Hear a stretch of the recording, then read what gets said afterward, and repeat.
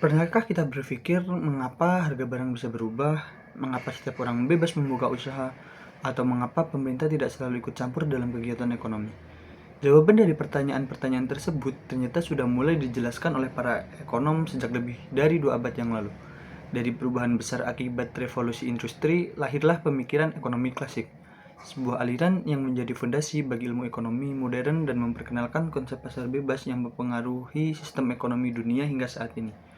Oleh karena itu, pada video kali ini saya akan menjelaskan tentang sejarah pemikiran ekonomi klasik. Perkenalkan, nama saya Andrian Farhanuddin dengan NIM 2507010123. Pemikiran ekonomi klasik merupakan salah satu aliran awal dalam ilmu ekonomi modern yang berkembang pada akhir abad ke-18 hingga pertengahan abad ke-19. Aliran ini muncul sebagai upaya menjelaskan bagaimana ekonomi berjalan dalam masyarakat yang semakin berkembang akibat perdagangan internasional dan revolusi industri. Para ekonom klasik berusaha menjelaskan bagaimana perekonomian dapat berjalan secara teratur melalui mekanisme pasar tanpa campur tangan pemerintah yang berlebihan. Adam Smith dianggap sebagai pelopor utama aliran ini melalui bukunya The Wealth of Nations yang diterbitkan pada tahun 1776. Ekonomi klasik dianggap sebagai dasar dari ilmu ekonomi modern karena pada abad ini ilmu ekonomi mulai dipelajari sebagai disiplin ilmu tersendiri. Aliran ini berpendapat bahwa individu yang mengejar kepentingannya sendiri akan mencapai kesejahteraan bagi masyarakat melalui mekanisme pasar. Tokoh-tokoh utama dalam pemikiran ekonomi klasik yaitu ada Adam Smith, pelopor ekonomi klasik dan pencetus konsep invisible hand. David Ricardo mengembangkan teori keunggulan kooperatif dan distribusi pendapatan. Thomas Robert Malthus mengemukakan teori pertumbuhan penduduk. Jean Baptiste Say, pencetus hukum Say, supply creates its own demand. John Stuart Mill mengembangkan pemikiran tentang kebebasan ekonomi dan distribusi kekayaan. Dalam pandangan ekonomi klasik, keseimbangan ekonomi dapat tercapai apabila mekanisme pasar dibiarkan bekerja secara bebas tanpa campur tangan pemerintah berlebih. Latar belakang munculnya pemikiran ekonomi klasik. Satu, yaitu reaksi terhadap sistem merkantilisme. Sebelum munculnya ekonomi klasik, pemikiran ekonomi didominasi oleh merkantilisme, yaitu abad ke-16 hingga pertengahan abad 18. Merkantilisme berpendapat bahwa kekayaan suatu negara ditentukan oleh jumlah emas dan perak yang dimiliki, sehingga harus memperbanyak ekspor dan membatasi impor. Para ekonom klasik menentang pandangan tersebut karena dianggap terlalu banyak melibatkan pemerintah dalam aktivitas ekonomi.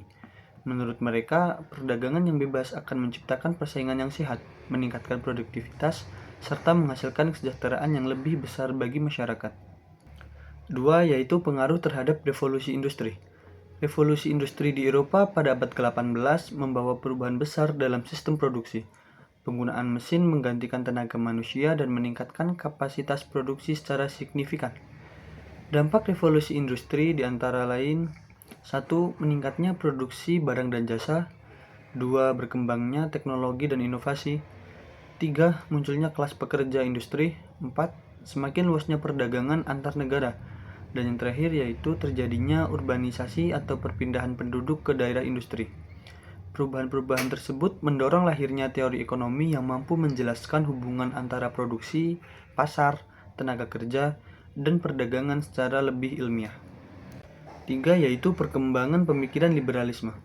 Ekonomi klasik dipengaruhi oleh paham liberalisme yang menekankan kebebasan individu dalam melakukan kegiatan ekonomi. Dari pemikiran ini lahirlah konsep laissez-faire, yaitu pandangan bahwa pemerintah sebaiknya tidak terlalu banyak mengatur kegiatan ekonomi.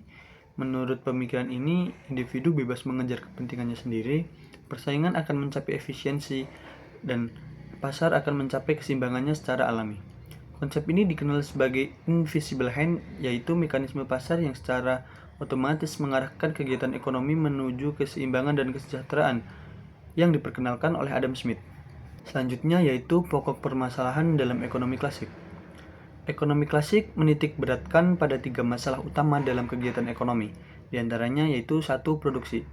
Produksi membahas bagaimana barang dan jasa dihasilkan. Ekonom klasik menekankan pentingnya pembagian kerja. karena spesialisasi dapat meningkatkan produktivitas dan efisiensi kerja. 2 yaitu distribusi. Distribusi berkaitan dengan bagaimana hasil produksi dibagikan kepada faktor-faktor produksi. Menurut ekonom klasik, pendapat akan terbagi dalam bentuk upah tenaga kerja, sewa bagi pemilik tanah, bunga bagi pemilik modal, dan laba bagi pengusaha. Dan yang terakhir yaitu konsumsi. Konsumsi adalah kegiatan menggunakan barang dan jasa untuk memenuhi kebutuhan. Dalam pandangan klasik, konsumsi akan berkembang seiring meningkatnya produksi dan pendapat masyarakat. Ketiga masalah tersebut dianggap dapat berjalan secara efisien melalui mekanisme pasar bebas. Kemudian ada karakteristik pemikiran ekonomi klasik. 1. Pasar bebas sebagai mekanisme utama ekonomi. Harga dan jumlah barang ditentukan oleh interaksi antara permintaan dan penawaran. 2. Peran pemerintah terbatas.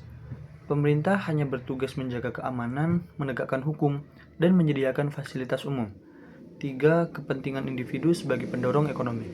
Setiap individu berusaha memperoleh keuntungan dan memenuhi kebutuhannya sendiri, yang pada akhirnya mendorong pertumbuhan ekonomi. 4. Persaingan menciptakan efisiensi.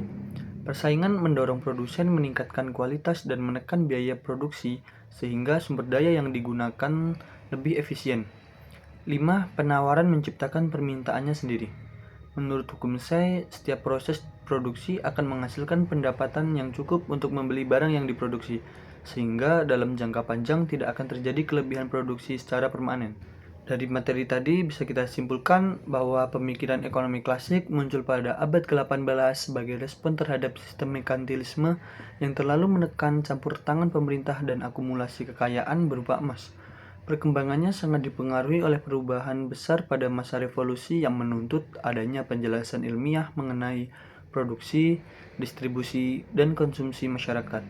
Secara keseluruhan, ekonom klasik menekan bahwa pasar memiliki mekanisme alami untuk mencapai keseimbangan secara alami, kebebasan ekonomi meningkatkan efisiensi dan produktivitas, dan peran pemerintah sebaiknya terbatas agar tidak menghambat mekanisme.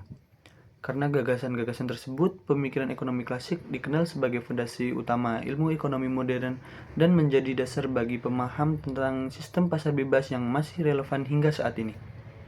Sekian penyampaian materi dari saya. Mohon maaf apabila ada kekurangan dalam penyampaian materi dan selamat beraktivitas kembali.